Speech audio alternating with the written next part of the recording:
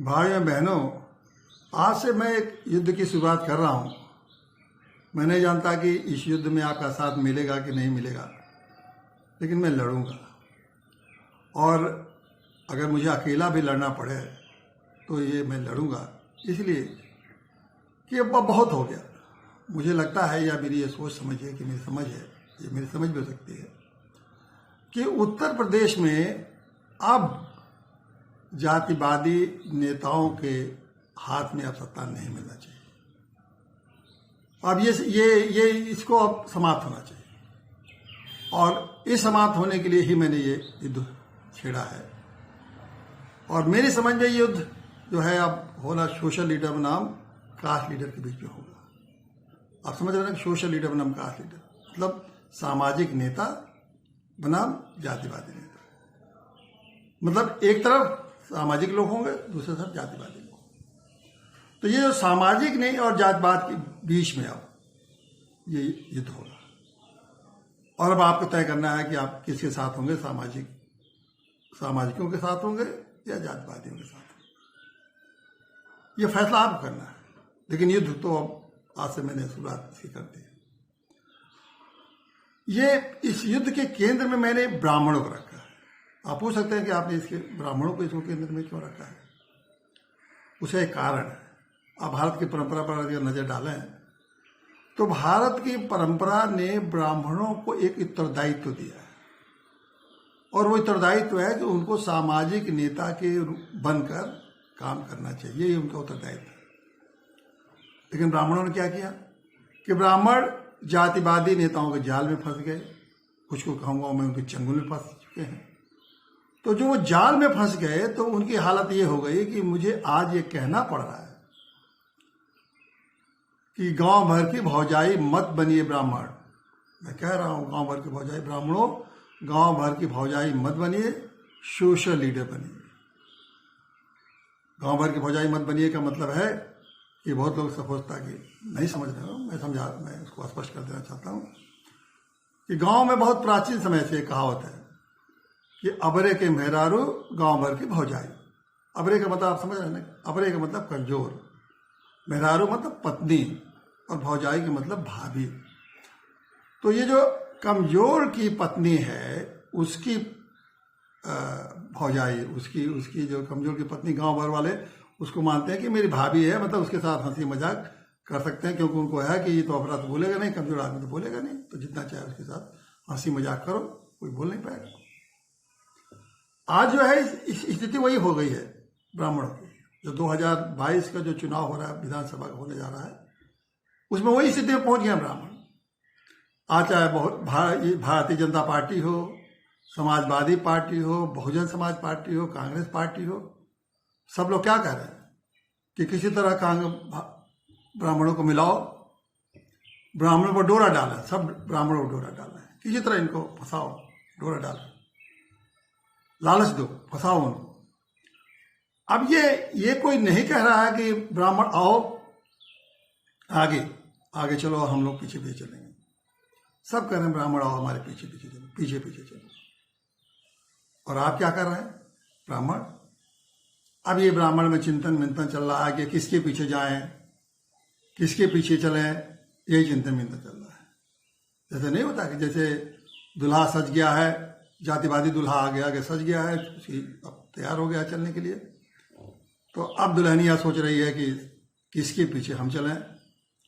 कौन दूल्हा है जो कि हमको साड़ी कपड़ा ज्यादा देगा, कौन दूल्हा है जो हमको गहना ज्यादा देगा, कौन दूल्हा जो हमको रुपया पैसा से माल करेगा। बस ये आप सोच के ये बेहाल हो रहे हैं, कि जैसे उतावले हो रहे हैं कि किसके पीछे हम चल के दुल्हन बन के किसी पीछे चला। बड़ा अब बेहाल हो रहे हैं, उतावले हो रहे हैं। ये स्थिति आपने सोचा कि आपकी स्थिति कैसी बन गई है, कि आपकी स्थिति ये बना के किसने पहुंचाया है? किसी और ने और नहीं पहुंचाया। वो जो आपने जो सामाजिक दायित्व था आपका निर्वाह करने का, वो आपने छोड़ दिया, और आपने अपने ब्राह्मण उन सपूतों को भी भूल गए जिन सपूतों ने जो कुर्बानी और बलिदान किया। बहुत हम प्राचीन काल में नहीं जाएंगे, सिर्फ जो आज़ादी की जो लड़ाई थी ना उसी के दौर का ही बात कहेंगे, दो चार बातें कहेंगे। आप मंगल पांडे को भूल गए। मंगल पांडे ने 1857 में अकेले अंग्रेजों के खिलाफ क्रांति का बिगुल बजाया, और वो क्रांति का बिगुल पहले चिंगारी बना, फिर आग बन के पूरे देश में फैल गया। पूरे देश में क्रांति का माहौल फैल गया। और उसका परिणाम क्या हुआ? उसका ये परिणाम हुआ कि इतने अंग्रेज डर गए कि उस डर के कारण उनको 24,735 कानून बनाने पड़े, ताकि फिर दोबारा मंगल पांडे जैसा कोई न पैदा हो, मंगल पांडे जैसा क्रांतिकारी पैदा न हो, फिर दूसरी बार क्रांति का माहौल पूरे देश में न फैले। अकेले एक मंगल पांडे ने किया। थोड़ा और याद दिला दूं आपको, आपने वंदे मातरम का नारा तो रोज ही आप सुनते रहते हैं। ये वंदे मातरम को किसने नारा दिया? इसका किसने इसको गीत के रूप में प्रस्तुत किया?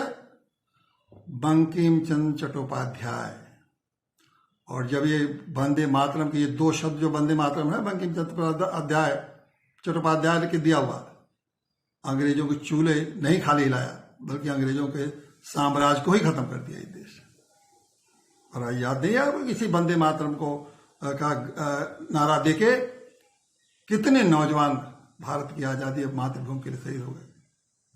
ये बंकिम चंद्र चट्टोपाध्याय ने, अकेले बंकिम चंद्र चट्टोपाध्याय ने ये पूरे देश में एक जो लहर पैदा की कि आज भी वंदे मातरम का नारा दीजिए तो देश प्रेम के लिए और मातृभूमि के लिए खून दौड़ने लगता है।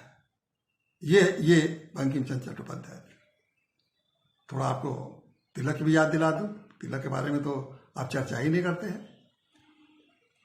तिलक, बाल गंगाधर तिलक, उन्होंने उनका जो आवाज आपको याद है, बाल गंगाधर का वो गौरवपूर्ण, साहसपूर्ण, स्वाभिमानी बुलंद आवाज, जिसमें उन्होंने कहा था कि आजादी हमारा जन्मसिद्ध अधिकार है, हम इसको लेके रहेंगे। उन्होंने कहा था हम लेके रहेंगे, इस पर आप गौर करिए। वो थे बाल गंगाधर तिलक। वो 23 साल के नौजवान को भी याद कर लीजिए, चंद्रशेखर आजाद, जिसने कहा था कि आजाद था, आजाद रहूंगा। पूरी अंग्रेज ताकत लग गई, अंग्रेजों ब्रिटिश साम्राज्य लग गया उसको गिरफ्तार करने के लिए, लेकिन चंद्रशेखर आजाद जी को गिरफ्तार नहीं हुआ। अपने ही पिस्तौल की गोली से वो मातृभूमि के लिए शहीद हो गए, लेकिन अंग्रेजों के बंदी नहीं बन पाए, अंग्रेजों को बंदी नहीं बना पाए। एक और याद दिलाना, महामना, अकेले एक ही महामना पैदा हुआ, महामना मालवीय जी, महामना मदन मोहन मालवीय जी अकेले ऐसे थे जिसको महामना की उपाधि मिली है। और उन्होंने किया क्या, जो आप जानते ना, अंग्रेज अपने ज्ञान का, अपनी शिक्षा का बड़ा उनको अहंकार था, श्रेष्ठता थी। उन्होंने ऑक्सफोर्ड विश्वविद्यालय बनाया था कि हमारा ऑक्सफोर्ड विश्वविद्यालय दुनिया का सबश्रेष्ठ विद्यालय है। उसके मुकाबले उन्होंने क्या खड़ा कर दिया? काशी हिंदू विश्वविद्यालय, शानदार विश्वविद्यालय।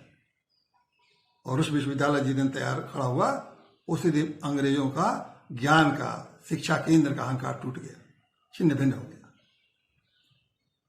मैं इसलिए नहीं, ये बस थोड़े नाम आपके सामने रख रहा हूं, बहुत सारे नाम, कितनी सूची गिनाता जाऊं अंत नहीं, लेकिन ये थोड़े से नाम ही समझ लीजिए, खाली इसको ही ध्यान कर लीजिए। क्या ये नेता जातिवादी थे? क्या इन्होंने जात के लिए लड़ाई लड़ी?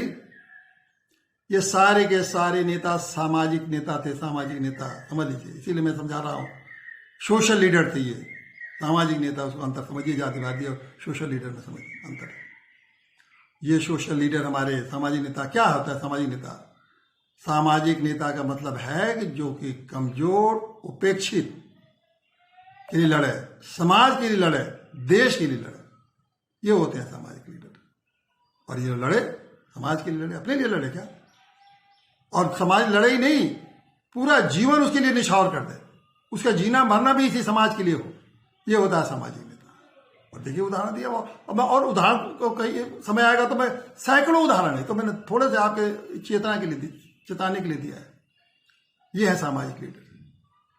अब आप देखिए जब तक आप सामाजिक लीडर थे तो क्या आपकी स्थिति थी? जब देश आजाद हुआ तो भारत का पहला प्रधानमंत्री कौन बना? ब्राह्मण बना। और उतना ही नहीं, उस समय देश में 22 राज्य थे, और जब देश आजाद हुआ तो 22 राज्यों में 13 राज्यों में मुख्यमंत्री ब्राह्मण बने। ये जब आप सामाजिक लीडर थे, तब ये सामाजिक नेता थे, तब आपकी स्थिति ये थी। और अब आज जब जातिवादियों के पीछे जा रहे हैं, जातिवादियों के पीछे पीछे चलने को तैयार हैं, तो क्या स्थिति है आपकी?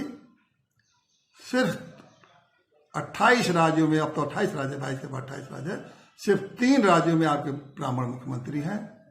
और उत्तर प्रदेश की तो हालत जिसके संदर्भ में आपसे मैं चर्चा कर रहा हूं, 30 सालों से कोई ब्राह्मण नेता नहीं बना है, ब्राह्मण मुख्यमंत्री नहीं बना है, और न बनेगा। जब तक आप जातिवादियों के पीछे चलते रहेंगे, उत्तर प्रदेश में कोई ब्राह्मण मुख्यमंत्री नहीं बन सकता है। ये स्थिति, इसीलिए ये स्थिति में जो ब्राह्मणों को पहुंच गया है, जो क्योंकि आपने जातिवादियों के पीछे चलना शुरू कर दिया है। इसीलिए मैंने युद्ध छेड़ा है, और मैं इस युद्ध में एक एक जातिवादी नेता के पर वार करूंगा, उनके बारे में बताऊंगा कि किस तरह से जातिवादी नेताओं ने प्रदेश को, देश को किस तरह से एक इसकी काया, इसकी किस तरह से समझ ले नष्ट कर दिया है, देश की सारी इसकी ताकत को खत्म कर दिया है। तो मैं इसके कहूंगा, वार करूंगा, और कह भी रहा हूं कि हम सभी जातिवादी नेताओं से कह रहा हूं कि मैं एक एक को एक्सपोज करूंगा। आप समझ लीजिए, वार करूंगा। आप अपना बचाव कर लीजिए तो अपना बचाव करिए। मुझे खुशी होगी कि अगर अपने सारे जातिवादी नेता अपना बचाव करें, तो इन जातिवादी नेताओं को वार होगा, और जब इनको मैं परास्त भी करूंगा। और ये युद्ध खत्म नहीं होगा, ये युद्ध तब तक नहीं खत्म होगा जब सारे जातिवादी नेताओं की सत्ता समाप्त नहीं होगी। जातिवादी नेताओं की सत्ता समाप्त होगी तभी ये युद्ध खत्म होगा। आपको तय करना है कि आप जातिवादी नेताओं के साथ खड़े हो और या सामाजिक नेताओं के साथ खड़े हो। और ये जान लीजिए, ये जातिवादी नेता हारेंगे, सामाजिक नेता जीतेंगे, और जब सामाजिक नेता जीते तो उनकी सत्ता भी स्थापित होगी। और ये हम करेंगे, तब तक करते रहेंगे, ये जब तक नहीं होगा तब तक हम इस युद्ध को जारी रखेंगे। तो अब आपको फैसला करना है।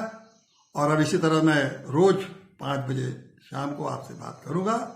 एक एक जातिवादी नेता को मैं उनके बारे में बताऊंगा, उनको एक्सपोज करूंगा, और इस संघर्ष को आगे बढ़ाता ही रहूंगा, चलाता ही रहूंगा, जब तक कि ये परास्त नहीं हो जाएंगे। वंदे मातरम।